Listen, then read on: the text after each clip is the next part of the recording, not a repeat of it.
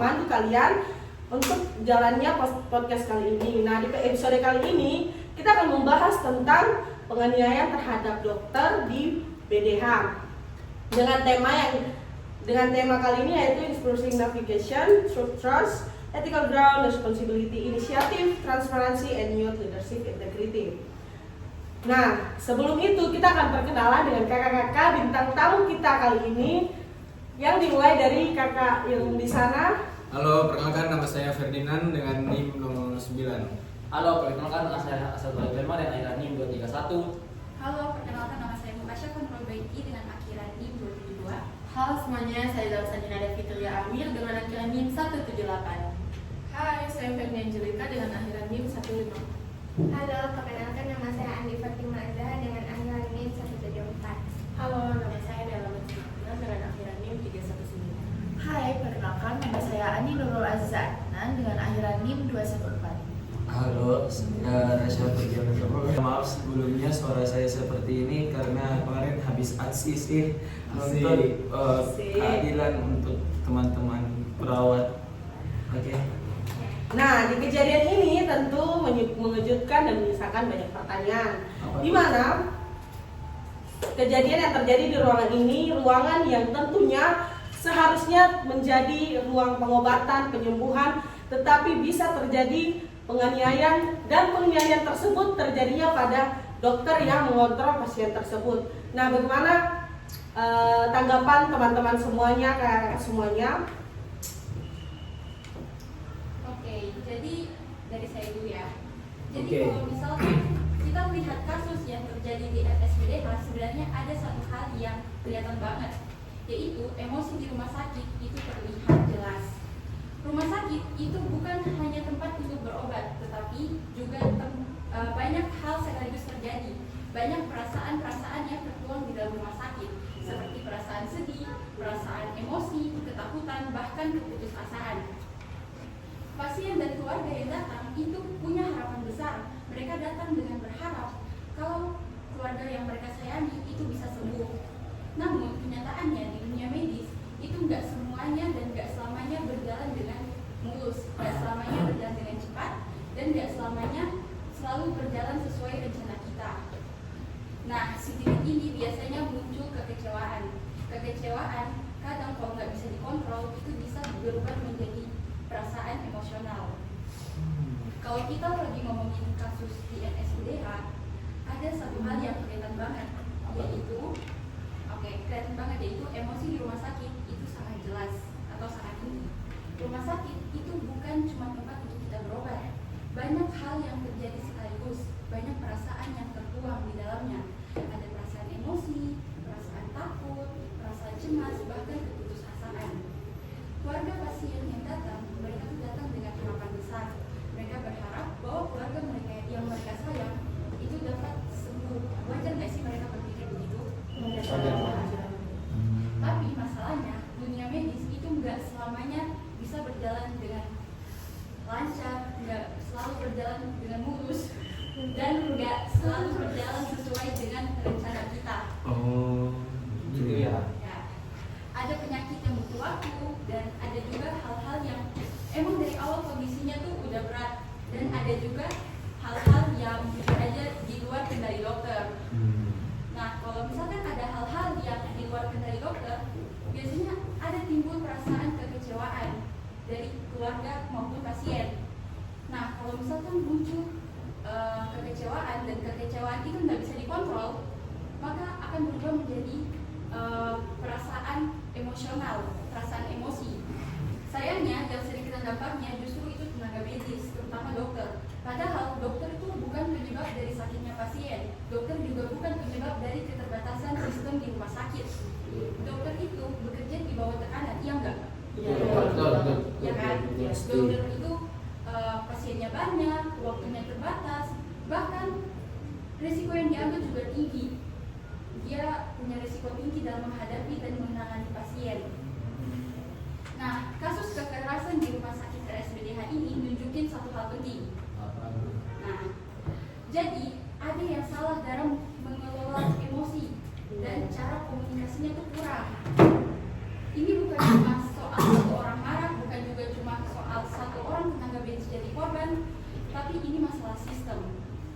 rumah sakit itu perlu sistem perlindungan yang lebih kuat. Tenaga medis juga butuh ruang untuk bekerja dengan aman, serta keluarga dan pasien itu butuh komunikasi yang lebih manusiawi. Karena pada akhirnya, rumah sakit itu menjadi tempat untuk menyembuhkan, bukan tempat untuk melampiaskan kemarahan, apalagi tempat untuk lahirnya kekerasan. Itu sih pendapat dari saya. Oke, terima kasih Kak Gasya. Selanjutnya gimana pendapat tentang Kak Aca tentang kasus yang terjadi di rumah sakit BDH atas penganiayaan dokter? Oke, terima kasih moderator. Jadi dari perspektif pelayanan kesehatan, sistem rumah sakit itu sangat kompleks, di mana di rumah sakit Bakti Dharma Husada ya, dia itu ada alur pasien melibatkan registrasi, terus ada trigger, terus ada laboratorium, lalu ada pemeriksaan dokter dan juga rawat inap. Setiap langkahnya juga punya standar protokol yang ketat dari Kemenkes. Lalu kurangnya pemahaman pasien ini juga sering menimbulkan kesalahpahaman. Lalu ada juga kita bayangkan keluarga pasien datang ke rumah sakit, dia tidak tahu kalau CT scan itu butuh persetujuan BPJS atau obatnya juga lebih murah dan sama efektifnya. Jadi di kasus rumah sakit BDH ini, keluarga menuntut operasi segera tanpa paham kesediaan ruang operasi terbatas, hanya 3 kamar untuk 500 pasien. Lalu hasilnya dia tuh emosinya sudah memuncak gitu, terus teriakannya hingga lemparan batu. Jadi dari data Perki juga ini menyebutkan ada 40% konflik di rumah sakit berasal dari miskomunikasi yang menyebabkan ini juga menyebabkan kayak perkelahian begitu. Jadi ada solusinya untuk miskomunikasi ini, yaitu bisa kita pasang papan informasi di sudut-sudut rumah sakit. Dia itu papannya seperti papan digital. Lalu ada edukasi via video saat registrasi, itu juga sangat membantu. Lalu petugas pasiennya juga navigator. Lalu sistem pelayanan bukan musuh tetapi pelindungan. Jadi tanpa pemahaman bersama, konflik akan berulang. Lalu merusak kepercayaan publik terhadap fasilitas kesehatan kita. Jadi seperti itu sih. Nah, saya tepat sekali ya yang dibilang Kak Aca, bahwa komunikasi sistem memang kunci dari segalanya. Edukasi via papan digital juga sangat relevan ya bagi kita di saat ini. Nah, kemarin kita beralih ke pembicara berikutnya, yaitu Asel. Oke, baik. Di sini saya akan sampaikan pendapat saya dari sudut pandang dunia kedokteran. Seperti yang kita ketahui bahwa di kedokteran ini kita diajar itu untuk tetap bermental tinggi dan dapat bekerja di kota kanan. Tetapi kita kan tidak diajarkan untuk melawan kekerasan. Kita kan bukan seorang pegulat. Sama halnya dengan di rumah kasus BDH ini, dokter, sedangkan dokter ini kan dia fokusnya pada pasien, dia tidak ada keahlian untuk menangani ketika ada terjadi kekerasan. Kita juga ketahui bahwa kita sebagai mahasiswa, apalagi kita sekarang ini maba, kita ini kan istilahnya kuat dalam menghadapi tugas, tapi kita tidak ada namanya kuat dalam adu fisik. Mungkin ada, tapi kan tidak semua orang memiliki fisik yang kuat, sama dengan kasus yang kali ini. Saya sangat mengapresiasi teman saya tadi, 2 orang yang telah menyampaikan perspektifnya. Sebagai dokter itu kita kan bekerja di kota kanan. Terkadang itu ada dokter yang bekerja dalam seharian full, mungkin ada yang shift saja, tetapi kan tidak di semua rumah sakit ada shiftnya. Kadang mungkin di daerah-daerah terpencil itu ada yang bagian dokternya itu mungkin dia bisa bekerja 1 hari full mungkin, tapi di kasus BDH ini nih, data yang kita temukan dari data administrasi ini, dokternya bekerja dari shift sebanyak 12 jam. Dan rasio dokter pasiennya juga itu berdasarkan data ini 1/500 di rumah sakit BDH. Plus ditambah lagi beban administratif yang dipikul oleh dokter tersebut. Di insiden rumah sakit BDH ini, data yang diperoleh dokter ini nih, dia baru lulus residen. Sedangkan yang dia urus ini pasien kritis. Ditambah lagi situasi yang saat itu Sebab katanya dia lagi dalam sedang kelaparan. Jadi sebagai manusiawi apakah kita dapat bekerja fokus ketika kita dalam kondisi kelaparan? Kita saja kadang yang dalam kelas itu mungkin tinggal berapa menit saja kita sudah mengeluh. Apalagi nih dokter yang sempat-sempatnya bisa meluruskan pasien di tengah situasi yang sangat dia lapar. Seharusnya sebagai manusiawi kan dia tidak fokus, tapi dia tetap berjuang. Tapi di sini saya sangat tidak setuju sama dampak kekerasan, karena kekerasan ini menyebabkan trauma akut, terutama insomnia dan depresi, sehingga turnover dokter itu meningkat dari 20% berdasarkan data Ikatan Dokter Indonesia. Di dunia kedokteran ini kita itu butuh namanya pelatihan wajib, simulasi konflik, dan self defense dasar, dan akses psikologi 24/7. Itu dalam artian kita kan sebagai dunia kedokteran di dalam tekanan yang berat, kita juga kedua ada namanya psikologi yang dijaga agar kita tidak salah langkah dalam bertindak. Apalagi yang kita hadapi adalah manusia. Dokter juga itu manusia, bukan superhero. Lingkungan itu sangat berpengaruh terhadap kinerja dokter tersebut. Apabila lingkungannya baik, pasti dokter tersebut akan memberikan semuanya, memberikan hasil yang terbaik dan juga dapat berdampak pada pasien. Mungkin dari sekian itu saja yang saya dapat sampaikan. Wah, menyentuh hati sekali ya. Dampak trauma dokter nyata ya, pelatihan diskusi yang besar. Nah, kita akan lanjut ke pembicara berikutnya yaitu Ane. Oke, terima kasih Sarah. Jadi pertama-tama di sini saya akan menegaskan bahwa tindakan kekerasan di rumah sakit itu jelas salah dan tidak bisa dibenarkan. Tetapi di sini saya akan berbicara dari sudut pandang pasien dan keluarga pasien. Di sini kondisi pasien itu sedang krisis. Jadi keluarga itu takut pasiennya terlambat ditolong. Ditambah lagi informasi sedikit dan tidak jelas. Jadi mereka itu mereka jadi bingung dan gelisah. Di samping itu ada masalah biaya BPJS dan administrasi. Jadi mereka itu tambah emosi lagi. Nah, di sini itu keluarga pasien itu kayak tidak tahu pasiennya sudah ditangani atau belum, terus tidak tahu harus tanya ke siapa. Mereka juga disuruh menunggu lama tanpa kepastian. Jadi di rumah sakit CDH, keluarga pelaku itu panik dan takut kehilangan pasien. Ditambah lagi mikir biaya besar, tidak ada tempat untuk mengadu atau diterangkan. Akhirnya mereka emosi dan salah sasaran ke dokternya. Lingkungan rumah sakit juga memperparah. Ruang tunggunya itu penuh, panas, jadi mereka itu menunggu lama di tempat yang kayak gitu. Jadi dan selain itu tidak ada yang bisa menjelaskan kepada mereka tentang kondisi pasien yang secara rutin. Tidak ada yang bisa menjelaskan secara rutin kondisi pasien. Dan keluarga pasien yang menunggu lama dalam kondisi lapar, capek, takut, itu bisa lepas kontrol. Jadi banyak keluarga yang merasa tidak didengar bukan karena mau ribut. Mereka datang bukan karena mau ribut, tapi mereka bingung harus gimana, jadinya emosi. Terima kasih ke Ane ya, empati keluarga juga penting. Tapi edukasi komunitas itu jadi solusi awal teman-teman. Nah sekarang kita lanjut ke pembicara berikutnya yaitu Kak Sani. Terima kasih Sarah sebagai moderator. Di sini saya akan memberikan penjelasan saya tentang komunikasi pelayanan kesehatan. Jadi komunikasi tidak efektif menjadi akar banyak konflik di rumah sakit, terutama rumah sakit BH yang sedang kita bahas saat ini. Dokter sering menggunakan istilah-istilah medis yang rumit dimengerti oleh masyarakat awam. Misalnya ya infak miokard akut tanpa menjelaskan bahwa itu berarti adalah istilah sebagai serangan jantung yang sangat parah. Sehingga keluarga pasien merasa bingung dan curiga dokter sedang menyembunyikan sesuatu tentang keluarga mereka yang sakit.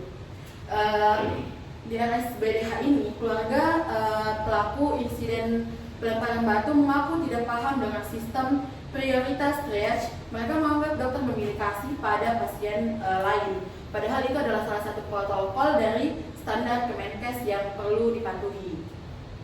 Kurangnya empati memperburuk situasi. Dokter yang lelah setelah shift yang sangat panjang mungkin hanya bisa bilang kami akan melakukan yang terbaik tanpa tatap mata ataupun sentuhan tangan yang mereka berikan kepada keluarga pasien, sehingga keluarga pasien merasa diabaikan dan itu yang membuat emosi terpancing dari mereka. Data Kementerian Kesehatan tahun 2025 menunjukkan adanya 65% kasus kekerasan berawal dari miskomunikasi seperti yang terjadi di Rumah Sakit BDH ini.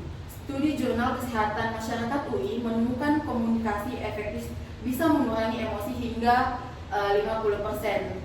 Seperti yang tadi dibilang oleh Kak Aca, ada salah satu solusi. Nah, di sini juga adalah salah satu solusi yang wajib kita praktekkan dalam rumah sakit ini, yaitu pelatihan wajib SBAR atau Situation Background Assessment dan juga Recommendation untuk para dokter yang sedang berada di rumah sakit BDH ataupun di rumah sakit yang lainnya.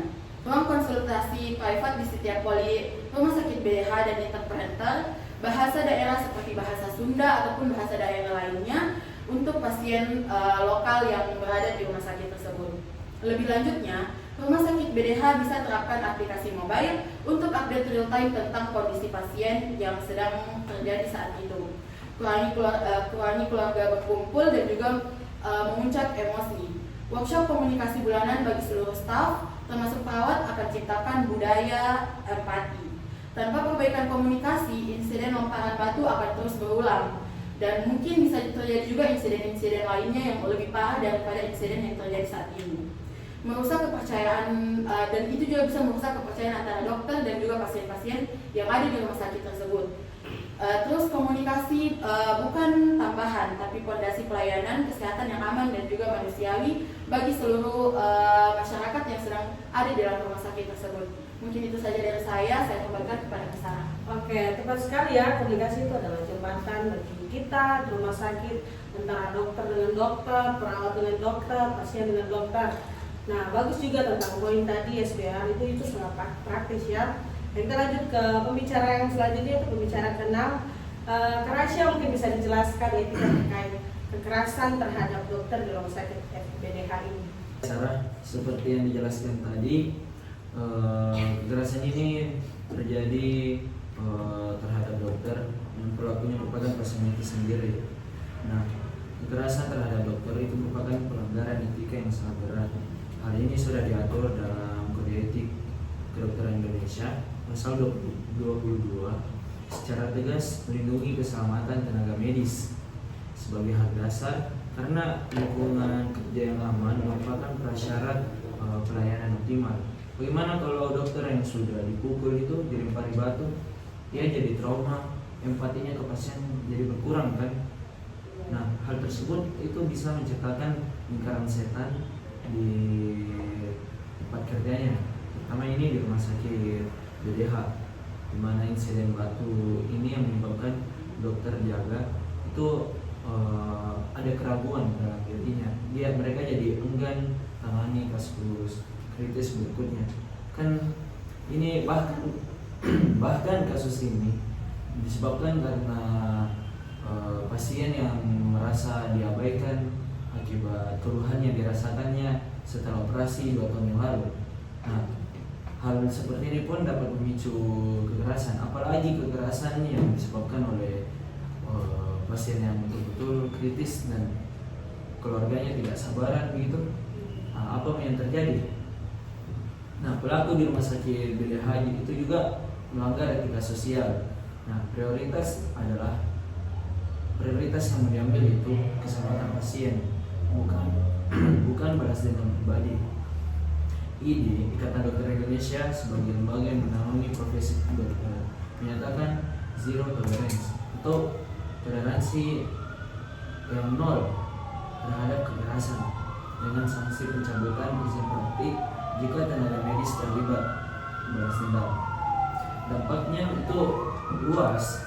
Survei IDI 2025 menunjukkan 40% dokter muda ragu spesialisasi bedah darurat karena takut kekerasan. Solusi yang bisa dilakukan itu dimana Komite Etik Rumah Sakit BDH itu aktif mediasi konflik, melakukan kampanye yang berisi etika rumah sakit untuk semua di komunitas sekitar, dan sanksi sosial seperti blacklist pelaku berulang. Nah, etika itu bersifat timbal balik juga dari pasien dan keluarganya yang menghormati dokter, dan dokter juga memberikan pelayanan yang terbaik. Jadi rumah sakit BDH ini bisa jadi model dengan pasien charter yang ditandatangani saat registrasi. kewajiban bersama. Jadi hanya dengan fondasi etika kuat, rumah sakit bisa kembali menjadi ruang penyembuhan, bukan menjadi tempat kekerasan. Seperti itu Sarah. Oke, terima kasih ya Kak Rasya. Ya benar sekali, etika itu jadi fondasi untuk kita semua. Jadi mari kita lanjut ke pembicaraan berikutnya, yaitu Kak Yumi. Oke, jadi saya akan memberikan dari sudut pandang saya. Tentu kita tahu kalau kekerasan terhadap dokter itu bukan hal sepele dan tentunya bukan soal emosi sesaat. Tetapi kalau dari pandangan hukum itu sudah bisa masuk dalam tindak pidana berat, di mana terdapat dalam KUHP pasal 351 di mana penganiayaan itu sudah diatur dengan jelas.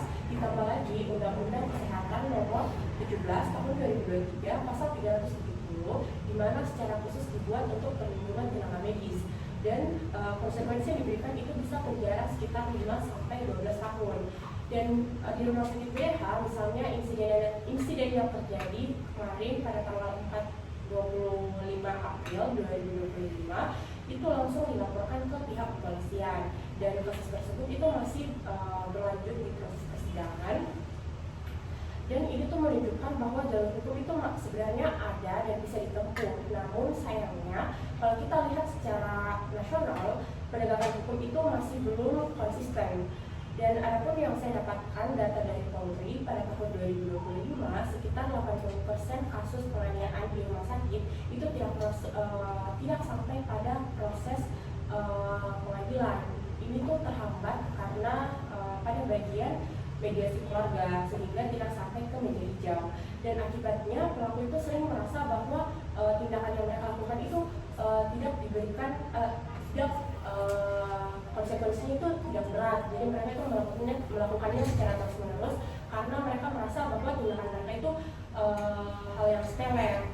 Padahal ada contoh positif yang bisa kita jadikan pelajaran. Contohnya itu pada tahun 2024, di mana pelaku yang melakukan sebuah kekerasan di sebuah rumah sakit, dia itu mendapatkan konsekuensi dengan 2 tahun penjara. Putusan ini tuh sangat penting karena bisa memberikan pelajaran kepada para pelaku kekerasan, di mana mereka ini bisa mendapatkan konsekuensi yang sangat serius, dan tenaga kesehatan itu harus dilindungi. Dan kita harus memberikan pesan tegas bahwa rumah sakit ini tuh bukan tempat untuk meluapkan emosi mereka. Dan karena itu tentunya rumah sakit yang ada di Indonesia itu perlu perlindungan hukum yang lebih kuat dan nyata, mulai dari pembentukan satgas hukum, pemasangan CCTV yang menyeluruh, sampai jalur pelaporan cepat ke Kementerian Kesehatan jika terjadi kekerasan di rumah sakit. Dan rumah sakit BDH ini sendiri memiliki idealnya itu pos polisi yang penjagaannya ketat selama 24 jam. Dan dengan penegakan hukum yang tegas dan konsisten, dokter bisa bekerja dengan lebih tenang dan fokus menyelamatkan nyawa pasiennya. Kalau ini terus diabaikan, bukan cuma dokter yang dirugikan, tetapi seluruh sistem kesehatan kita yang akan berada dalam ancaman. Oke, terima kasih ya Kak Yumi. Kita lanjut ke pembicara selanjutnya, yaitu Kak Ziza. Mungkin Kak Ziza bisa gambarkan dampak jangka panjang kekerasan di rumah sakit BDH. Jadi menurut saya, jika kekerasan terhadap tenaga kesehatan ini terus berlanjut, dampaknya tidak hanya dirasakan oleh dokter itu sendiri, tetapi seluruh komponen dan seluruh unsur yang berada di lingkup sistem pelayanan kesehatan. Kualitas layanan akan menurun secara perlahan namun pasti. Kita bisa lihat di contoh kasus yang sedari tadi kita bicarakan di rumah sakit BDH. Setelah insiden kekerasan menggunakan batu, berdasarkan informasi internal dan laporan media pasca insiden, terjadi peningkatan signifikan jumlah dokter yang mengundurkan diri. Diperkirakan sekitar 1/4 dari tenaga medis yang aktif. Ini juga sejalan dengan kata dari IDI yang sempat disebutkan oleh teman saya tadi pada tahun 2025 yang menunjukkan Indonesia mengalami kekurangan sekitar 30% tenaga medis. Akibatnya, layanan gawat darurat menjadi kewalahan. Jika sebelumnya contoh IGD menangani sekitar 200 pasien per harinya, kini jumlahnya melonjak hingga 500 pasien per harinya. Kondisi ini berdampak langsung pada keselamatan dari pasien itu sendiri. Dokter bekerja dalam tekanan yang tinggi dalam kondisi yang juga kelelahan dan juga diikuti oleh rasa takut. Kesalahan diagnosis pun bisa saja terjadi, bisa mengalami peningkatan sekitar 18%. Dan pada akhirnya yang paling menderita di sini adalah sang pasien karena keterlambatan dan juga ketidaktepatan penanganan yang bisa berujung pada kondisi yang bisa memperparah dari kondisi pasien itu sendiri, bahkan bisa merujuk pada kematian pasien itu. Selain itu, ada biaya yang sering tidak terlihat, seperti contohnya rumah sakit negeri bisa mengeluarkan sekitar 500 juta per tahunnya untuk menangani trauma psikologis tenaga kesehatan, cuti panjang, dan juga penurunan produktivitas. Belum lagi terdapat fenomena brain drain, di mana terdapat dokter yang memilih pindah ke rumah sakit swasta atau bahkan ia memilih pindah ke luar negeri seperti negara-negara tetangga di Malaysia maupun Singapura demi keamanan dan kenyamanan kerjanya mereka. Masalah ini itu semakin berat setelah pandemi, seperti contohnya sistem kesehatan yang kita sudah overload, terutama di daerah-daerah dengan rasio dokter dan pasien yang bisa mencapai 1:1000, sedangkan di RSPDH tadi itu seperti 1:500. Dalam kondisi seperti ini, satu insiden kekerasan saja bisa berdampak pada seluruh layanan rumah sakit.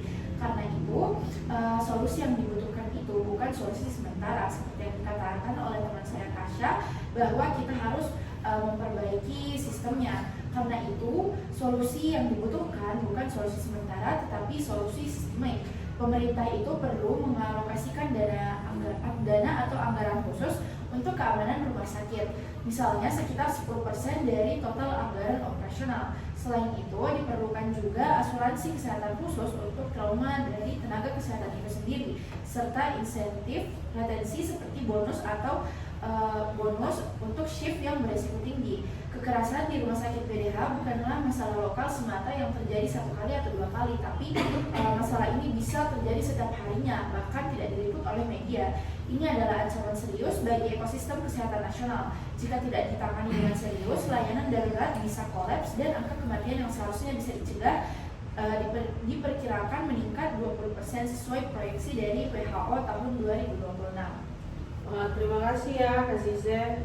Dampak yang sangat luas ya teman-teman hingga nasional.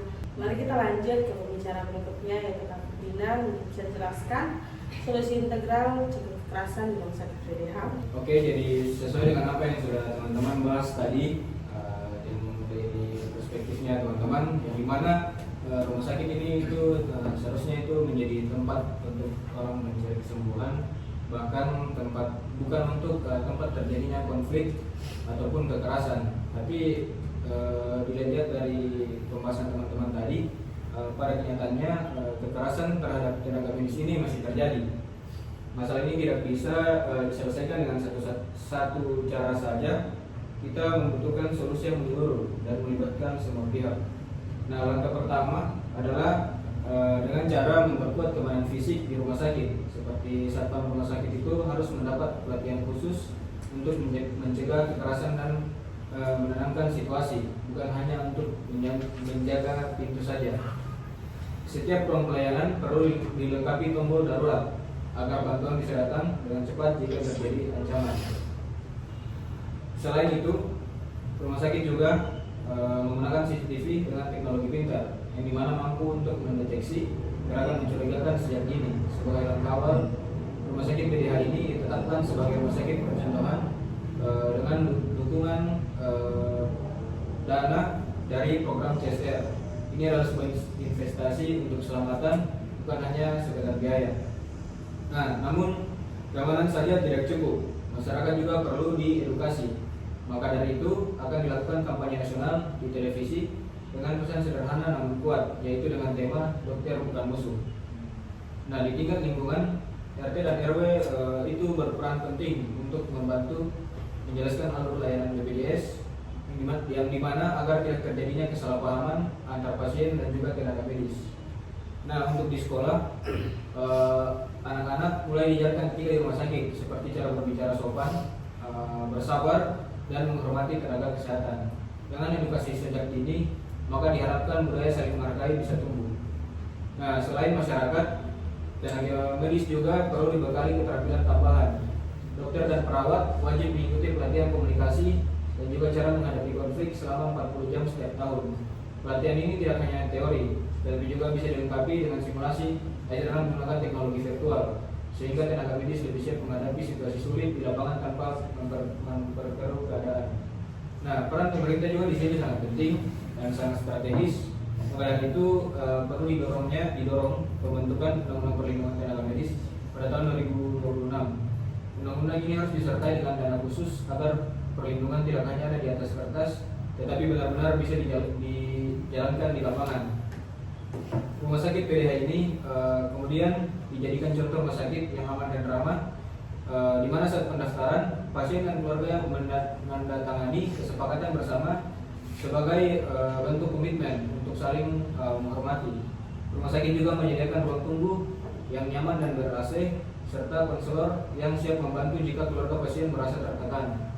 Bila muncul masalah, dilakukanlah mediasi lebih dulu sebelum konflik berkembang menjadi kekerasan.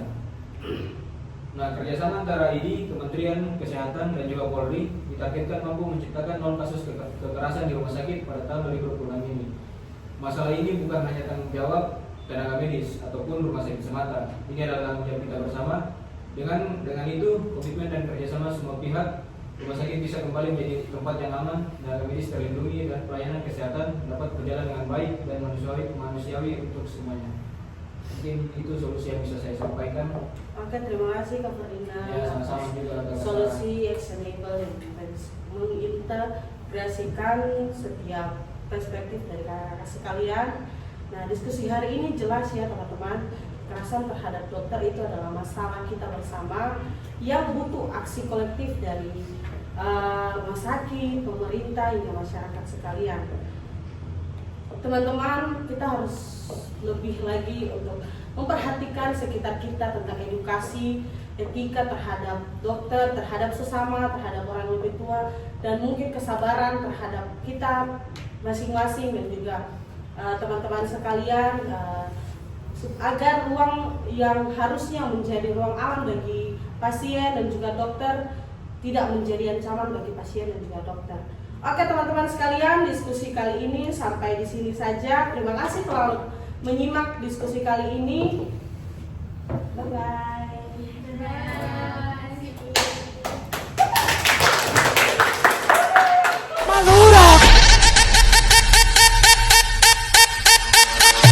Esto se fue mundial. A mí hay que bailarme todos los días, tú no me puedes quitar. Yo sé que te va a gustar. Tú te pones de espalda, que tu papi se quiere vaciar y que esto se fue mundial.